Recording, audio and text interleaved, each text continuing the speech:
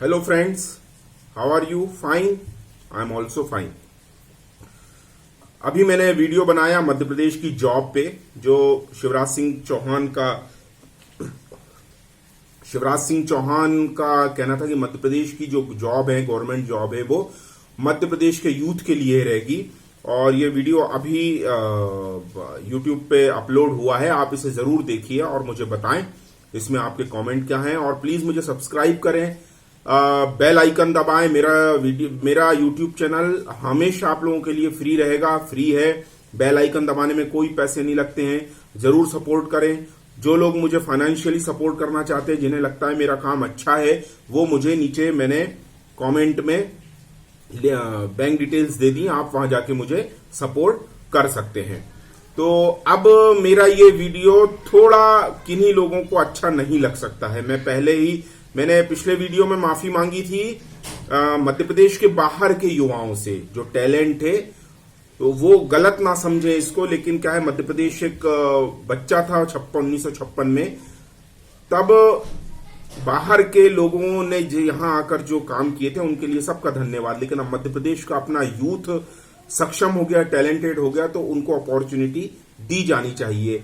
अब मैं माफी के साथ ये कहना चाह रहा हूं कि पैलेस्टीनियन जो हैं, फलस्तीनी लोग जो दुर्भाग्य से इजरायली बॉम्बिंग में हताहत हो रहे हैं, क्षतिग्रस्त हो रहे हैं, उनके घर, मकान, दुकान या जानो माल का नुकसान हो रहा है, उनसे भारत में मैं हाथ जोड़ के माफी मांग रहा हूं। माफी मांग के ये वीडियो बनाना चाहता हूं। लेकिन इस मामले में मैं आपको थोड़ा क्लियर कर देना चाहता हूं, जो भी लोग भारत या भारत के बाहर ये वीडियो अगर मेरा पहुंचता है, तो इस मैटर पे भारत का जो परसेप्शन है वो मैं आपको बताना चाहूंगा। 1947 में पाकिस्तान जैसा नालायक देश भारत से धर्म के आधार पर अलग हुआ है। दुनिया में ऐसी कोई कहानी नहीं है जब धर्म के आधार पर कोई देश अलग हुआ हो। और धर्म के आधार पर पाकिस्तान ने ऐसा भी नहीं किया कि सारे उनके धर्म के लोगों को वहां ले गए। पाकिस्तान ने धर्म का जो नारा दिया, वो सारे लोग पाकिस्तान नहीं गए, या तो गए नहीं, या ले जा ही नहीं गए, या जाना नहीं चाहा उन्होंने, विचेवर इज। लेकिन भारत के प्रति पाकिस्तान का जो दुष्ट नजरिया है, वो पिछले 70 सालों से वहीं का वही है, जस का तस है। हमने वो दौर भी देखे हैं जब इजराइल की बॉम्बिंग फिलिस्तीन पे होती थी, वहां का कोई दुर्भाग्य से कोई जानो माल के नुकसान होता था, तो मेरे पास अभी भी ट्विटर खुला है। गाजा को मैंने सर्च किया है और गाजा के मैं अपडेट ले रहा हूं, वो आपको अपडेट बताऊंगा। बहुत दुख होता है, बॉम्बिंग, वो ऐसा बॉम्ब फूटा है और वो पूरी ऐसी एयर, वो धुआं जो निकलता है, गैस निकलती है। ईश्वर किसी को ना दे, दुश्मन को भी ना दे। फिलिस्तीनी लोग हमारे दुश्मन नहीं है डायरेक्टली, लेकिन जिस आइडियोलॉजी को वो बिलोंग करते हैं, वो आइडियोलॉजी भारत की बहुत ज्यादा दुश्मन है। भारत का इस आइडियोलॉजी ने बहुत बहुत बहुत ज्यादा नुकसान किया है। हम पिछले 1000 सालों से इस आइडियोलॉजी के अगेंस्ट लड़ रहे हैं। अखंड भारत का जो कॉन्सेप्ट था, हम ये नहीं कह रहे हैं कि जबरदस्ती कोई देश भारत मान जाए। किसी को नहीं रहना है भारत, वो ना रहे, कोई ऐसा आग्रह नहीं है हमारा। लेकिन जो भारत है, आप उस भारत को तो भारत मानिए, उस भारत को तो भारत रहने दीजिए। दुनिया में 53 देश पाकिस्तान मुस्लिमों के हैं, क्रिश्चियन जो नंबर 1 पे वर्ल्ड वाइड, उनके 50 देश है। लेकिन मुझे यह समझ में नहीं आता कि भारत अगर हिंदुइज्म का घर है, तो भारत को हिंदुइज्म का घर मानने के लिए कौन सी आइडियोलॉजी ऐसी है जो इसमें रुकावट डालती है। मुझे कभी ये चीज समझ में नहीं आई। वैसा ही हाल जूइशों का है। मेरी नॉलेज के अकॉर्डिंग 2500 साल से वहां जूइश और यरूशलेम है।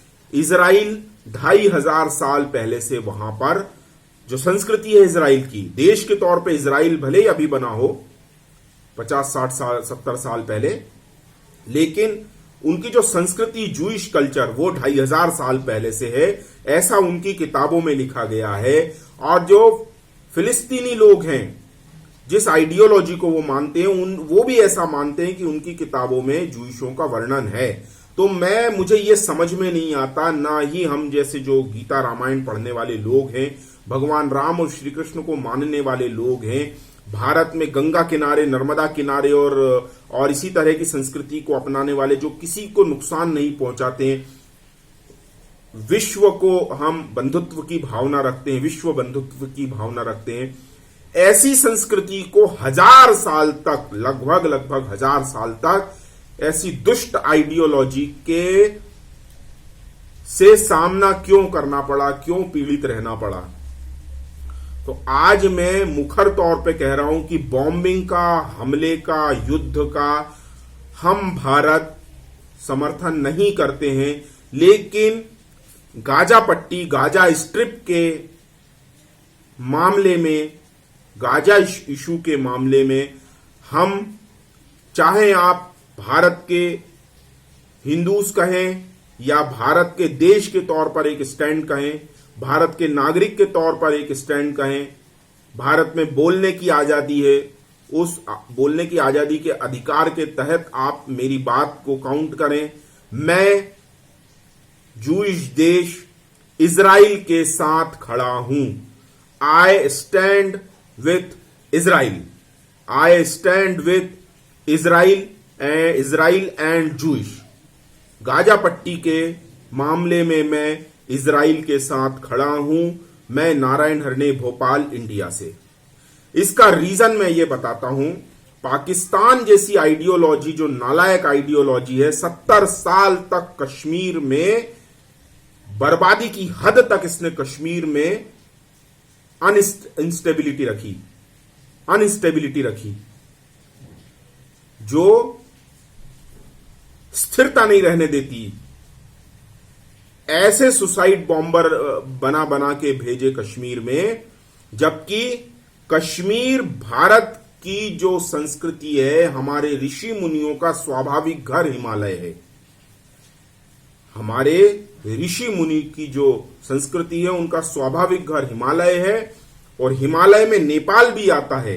नेपाल कब और कैसे अलग देश बना, ये मेरी समझ से बाहर है। क्यों नेपाल और नेपाली के लोग भारत की संस्कृति और भारत से अलग हुए, किस तरह अलग हुए, मुझे नहीं पता। संस्कृति अभी एक है, बट कम्युनिस्ट जो चाइना है, उसमें हनी ट्रैप्ड होके ओली जो भारत का विरोध कर रहा है, मुझे नहीं पता, लेकिन वो कल्चर, वो संस्कृति, वो ऋषि मुनियों की गुफाएं, वो सारा भारत की संस्कृति से है।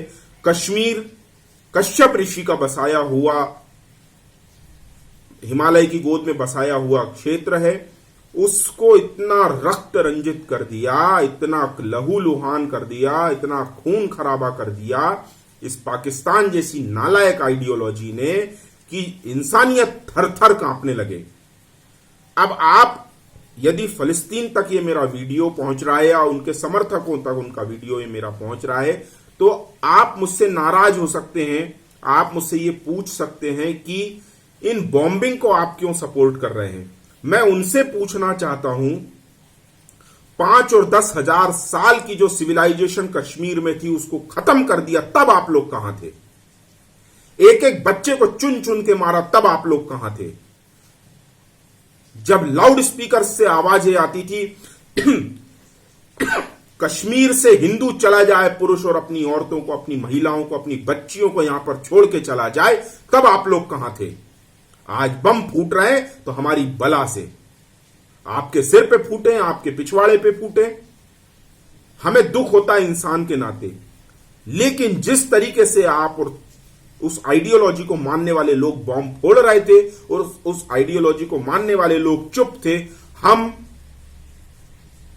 अब हम चुप नहीं रहेंगे। आपने ताकत के जोर में पूरी सभ्यता को खत्म कर दिया, बांग्लादेश से बंगाली कल्चर खत्म कर दिया, बांग्ला हिंदू खत्म कर दिए, पाकिस्तान से सिंधी हिंदू, पंजाबी हिंदू, बलोची हिंदू, कश्मीर से कश्मीरी हिंदू कल्चर खत्म कर दिया, भाषाएं खत्म कर दी, रहन सहन विचार खत्म कर दिए। मेल मिलाप जो आपस में होते थे वो खत्म कर दिए। आज भारत की तरफ यह अपेक्षा ना की जाए कि फिलिस्तीन में जो अन्याय हो रहा है उस अन्याय का भारत विरोध करेगा। हम नहीं करेंगे, क्योंकि उस हमारे अन्याय में आप साथ नहीं थे, आपके अन्याय में हम साथ नहीं रहेंगे। हमने हमारा अन्याय भुगता, आप अपना अन्याय भुगते। आप उस समय हमारे साथ होते, गलत को गलत कहते, अन्याय को अन्याय कहते, तो हम आज आपके साथ होते। मॉरलिटी और पावर, स्ट्रेंथ का जब टकराव होता है तो स्ट्रेंथ चुननी चाहिए, पावर चुननी चाहिए, टेक्नोलॉजी चुननी चाहिए, इजराइल को चुनना चाहिए, बेंजामिन नेतन्याहू को चुनना चाहिए। हम फिर अपेक्षा करते हैं कि मोदी फिर जाएं और 25-30 सालों के लिए, 40 साल 50 सालों के लिए बेहतरीन वाला एक टाई अप करके आए, सैन्य उपकरण के लिए अच्छी टेक्नोलॉजी लेके आए कि जो नालायक जो भारत में घुसने के लिए रात दिन उसमें पीएचडी करते रहते, उन नालायकों को देखते ही ठोक दिया जाए। बिल्कुल हमारा आर्मी मैन, हमारा सिपाही अपने ऑफिस में बैठ के ही, कंप्यूटर की बटनों पे बैठ के ही ऐसे दुष्टों को जो बाउंड्री के पार आने में पीएचडी ढूंढते हैं, उनका ना अपनी सर्विस से कोई मतलब है, ना अपने देश से कोई मतलब है, ना उनको अपने देश पाकिस्तान को बनाने में, उसको तरक्की करवाने में, डेवलप कराने में उनका कोई योगदान है, ना उनकी वैसी आइडियोलॉजी है, ना वो ऐसा सोचते हैं कि भीख मांगने के अलावा भी कोई चीज होती, व्यापार होते हैं, व्यवसाय होते हैं, लोगों को इस काबिल बनाना होता है कि वो नौकरी कर सकें। 40-40 साल नौकरियां करके फिर लोग मकान खरीदते हैं। इस तरह का कल्चर आपने रखा। सॉरी, आज मेरा तीसरा वीडियो, गला सूख गया है, जरा मुझे सपोर्ट कीजिएगा। मैं बहुत मेहनत करता हूं, आप मुझे सपोर्ट करेंगे तो मैं ऐसे ही कंटेंट और लेके आऊंगा आपके लिए। मैं नैतिकता की दलदल में उतरना नहीं चाहता। जो बात मुझे सही लग रही है वो बात मैं आपसे करूंगा, शेयर करूंगा। मुझे जो सही लग रहा है, भारत का स्टैंड क्लियरली इस वक्त इजराइल के साथ होना चाहिए। क्यों? क्योंकि जब ये दुष्ट आइडियोलॉजी पावर में होती है तो मानवता का नुकसान करती है, ह्यूमैनिटी का नुकसान करती है, देश को बर्बाद करती है, देश का बंटवारा करती है, हजारों साल तक राम मंदिर को नहीं बनने देती है। हजारों साल तक राम मंदिर के, सैकड़ों साल, 492 साल, 500 साल तक हिंदुओं ने उसको लड़ा है। 70 साल की आजादी में सुप्रीम कोर्ट से न्याय लिया है। लेकिन ये नालायक आइडियोलॉजी, जो दुष्ट आइडियोलॉजी है, जो आतंक की फैक्ट्री है, ये कभी भाईचारे में बिलीव नहीं करती। आज भी ये आइडियोलॉजी कह रही है कि तुम मंदिर बना लो, राम मंदिर बना लो, हम ताकत में आएंगे तो इसको तोड़ देंगे। इनको शर्म आनी चाहिए, इनको शर्म आनी चाहिए, इनको शर्म आनी चाहिए।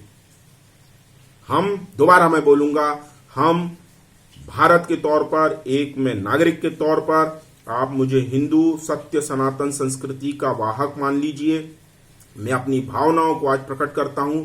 भारत देश के तौर पे भी अगर मेरी बात जाएगी, जहां तक भी जाएगी, तो भी मैं इजराइल का समर्थन कर रहा हूं। मैं इजराइल के इस स्टैंड में बेंजामिन नेतन्याहू के साथ हूं। भारत माता की जय। जय हिंद। वंदे मातरम।